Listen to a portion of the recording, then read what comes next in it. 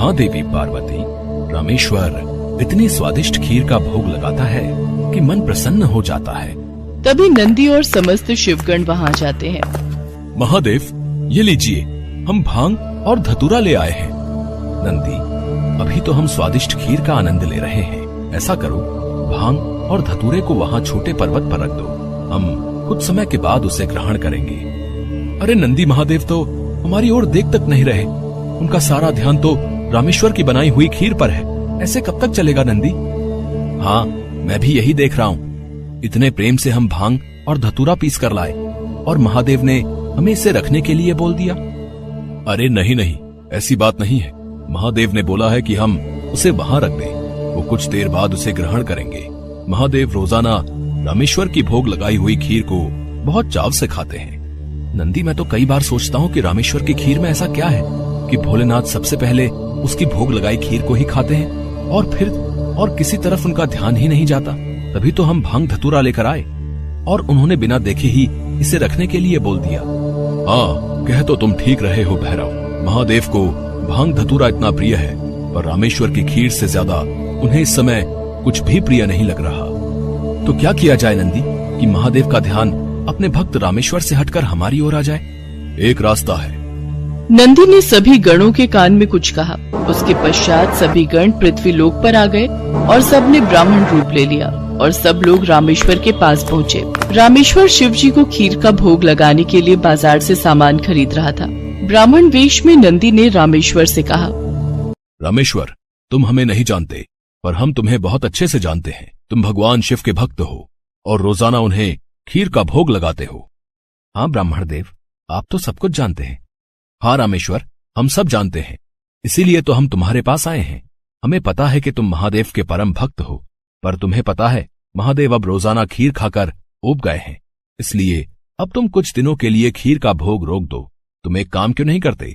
तुम महादेव को सप्ताह में एक दिन खीर का भोग लगाया करो, जिससे महादेव को और अधिक स्वाद आएगा। अब महादेव को इतने सारे भक्त पूजते हैं। महादेव भी तो इतने सारे भक्तों के द्वारा दिए भोग को ग्रहण करते हैं। उनका पेट बहुत भर जाता है। अगर तुम उनको सप्ताह में एक दिन खीर का भोग लगाओगे तो उन्हें तुम्हारी खीर का इंतजार रहेगा और वो और अधिक आनंद से खीर खाएंगे। क्यों, हम सही कह रहे हैं ना? ये तो आप ठीक कह रहे हैं ब्राह्मण देव। इस विषय में तो मैंने कभी सोचा ही नहीं।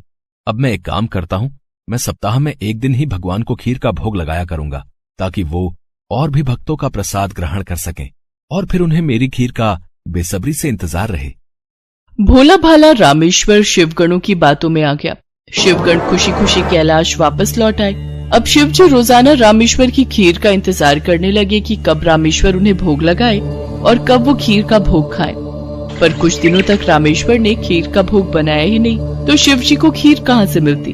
अब सप्ताह में एक दिन रामेश्वर ने खीर का भोग लगा दिया तो शिव जी ने खीर खा ली। फिर उसके बाद कुछ दिन और खीर नहीं मिली तो भगवान शिव सोच में पड़ गए। उन्होंने अपने नेत्र बंद किए और उन्हें सारी सच्चाई पता लग गई और भगवान शिव को गुस्सा आ गया। शिव जी को गुस्से में आया देख सभी गण उनके समक्ष हाथ जोड़कर खड़े हो गए। नंदी, श्रृंगी, वीरभद्र, भैरव, तुम सभी गण जानते भी हो कि तुमने क्या किया है। मेरे भक्त रामेश्वर के द्वारा भोग में अर्पित की गई खीर मुझे कितनी प्रिय है और तुमने उसे खीर का भोग रोजाना लगाने के लिए मना कर दिया। महादेव, हमें क्षमा कर दीजिए, हमसे भूल हो गई। महादेव, जब हम आपको खीर खाता हुआ देखते थे तो हम यही सोचते थे कि आप हमारी ओर ध्यान नहीं दे रहे हैं।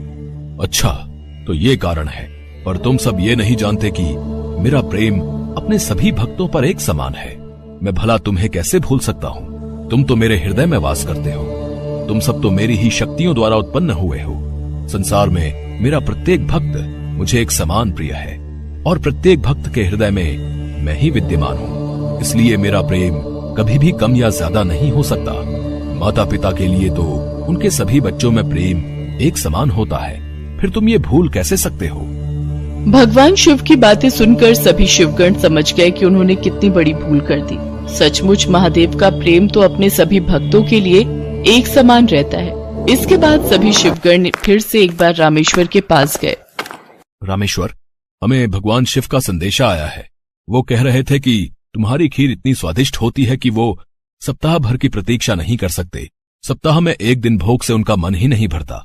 इसलिए उनकी आज्ञा है कि तुम रोजाना ही उन्हें खीर का भोग लगाया करो।